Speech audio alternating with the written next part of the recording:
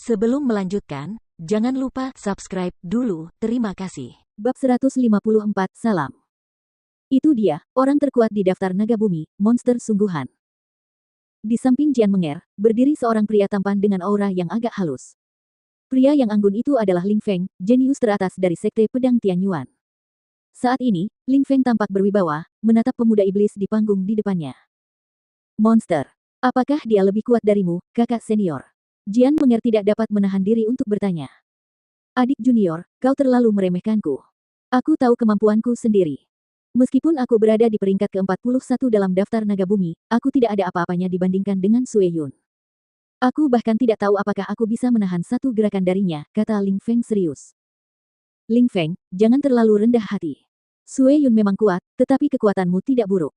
Bahkan beberapa tetua tertinggi di Sekte Pedang Tianyuan mengagumi kekuatanmu. Namun, jika kamu benar-benar tidak ingin menghadapi Sue Yun, kamu dapat melewatinya saat pertarungan seleksi dimulai. Hindari saja tabrakan langsung dengannya, kata Sui Hansin, berdiri di sampingnya. Ah, aku tahu. Ling Feng mengangguk sedikit. Sebagai salah satu dari 5 sekte pedang terbesar di Provinsi Tianyan, Sekte Pedang Tianyuan dapat dianggap sebagai kelas 1 di dinasti Tianzong dalam hal kekuatan. Sekte ini juga menerima rekomendasi untuk pertarungan seleksi. Dan rekomendasi tersebut tentu saja diberikan kepada Ling Feng. Tiba-tiba, banyak prajurit yang berdiri di daerah itu melihat ke udara tidak jauh dari sana, di mana mereka melihat beberapa bintik hitam muncul. Ada 10 titik gelap. Itu Istana Naga. Para murid Istana Naga akan datang. Itulah Istana Naga yang konon katanya dipenuhi oleh para jenius luar biasa. Banyak prajurit di lapangan kembali bersemangat. 10 titik gelap itu berangsur-angsur membesar di bawah tatapan para prajurit, lalu muncul di udara di atas ruang terbuka. Begitu banyak orang, kata Jian Wushuang diam-diam saat melihat kerumunan padat di bawah. Ada banyak orang setiap kali pertarungan seleksi dimulai, kata Bai Lichen, tersenyum di samping. Ini bukan pertama kalinya dia datang ke medan pertempuran seleksi. Hanya saja dia hanya berada di antara penonton terakhir kali, seperti sejumlah besar prajurit di bawah. Ayo turun. Begitu Bai Lichen menyelesaikan kata-katanya, ke-10 sosok itu langsung melompat dari Griffin pada saat yang sama. Ke-10 sosok itu muncul di tanah di ruang terbuka hampir bersamaan. Namun, para prajurit yang awalnya berada di sekitar mereka, mundur dan memberi jalan bagi mereka. Jian Wushuang dan yang lainnya perlahan berjalan maju di sepanjang jalan di tengah kerumunan. Semua mata terpusat pada mereka. Pengikut-pengikut Istana Naga sangat menarik perhatian. Bagaimanapun, Istana Naga merupakan tempat suci bagi para kultivator pada dinasti Tianzong. Lagi pula, di antara 100 orang di daftar naga duniawi, pengikut Istana Naga menempati total 17 termasuk Jian Wushuang. Selain itu, untuk 15 tempat di setiap pertarungan seleksi, Dragon Palace biasanya menang 4 atau 5. Dengan hasil yang begitu gemilang, sulit bagi Dragon Palace untuk tidak diperhatikan. Itu Bai Lichen. Tempat kedua di daftar naga bumi. Qing Chang, Raja Barbar Qing Chang. Raja Barbar. Apakah pemuda dengan pedang di punggungnya adalah Jian Wushuang? Apakah Jian Wushuang juga datang? Dia berada di posisi ke-10 dalam daftar naga bumi. Namun, peringkatnya tidak diperoleh dengan usaha. Haha, serius deh. Kurasa ada beberapa ahli di daftar naga bumi yang tidak yakin dengan peringkatnya.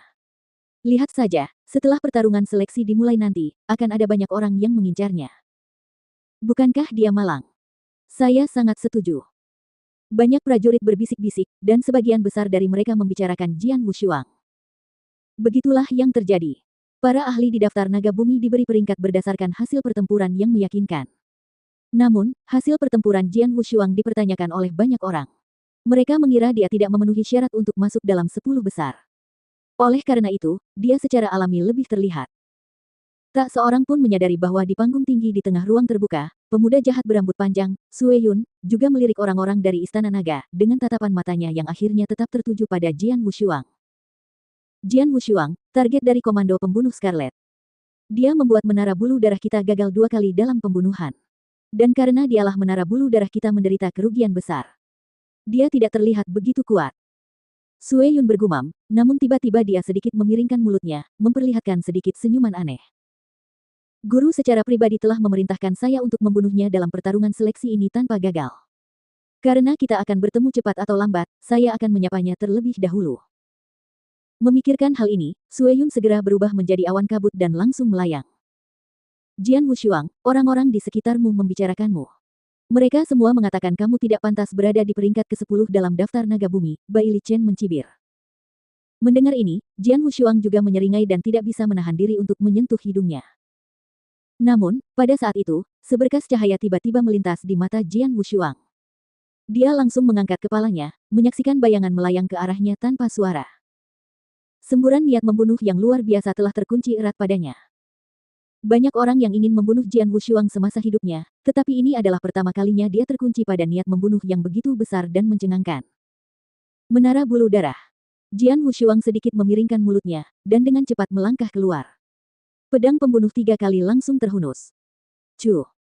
Bayangan pedang yang tak terkendali langsung memotong udara dengan kekuatan yang tak tertahankan dan menyapu ke depan. Menggunakan inti emas tertingginya, di puncak alam inti emas mendalam, kekuatan yang telah mencapai puncak alam inti emas langsung melesat maju. Dan bayangan gelap yang melayang juga langsung melepaskan cahaya hitam pada saat itu. Bayangan pedang segera bertabrakan dengan cahaya hitam.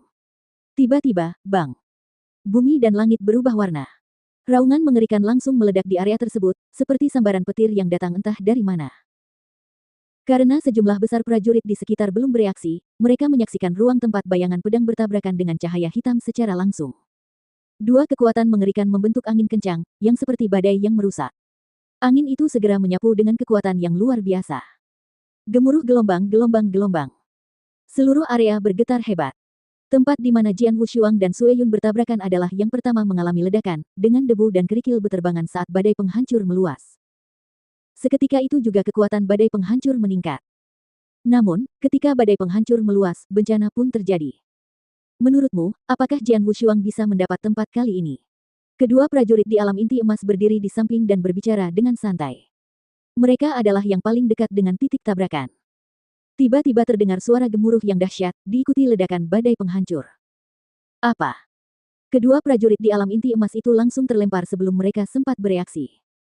Pada saat yang sama, kerikil yang beterbangan menghantam mereka, menyebabkan mereka langsung memuntahkan darah.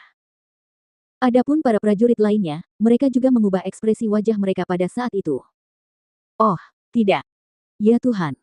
Lari cepat. Apa-apaan ini?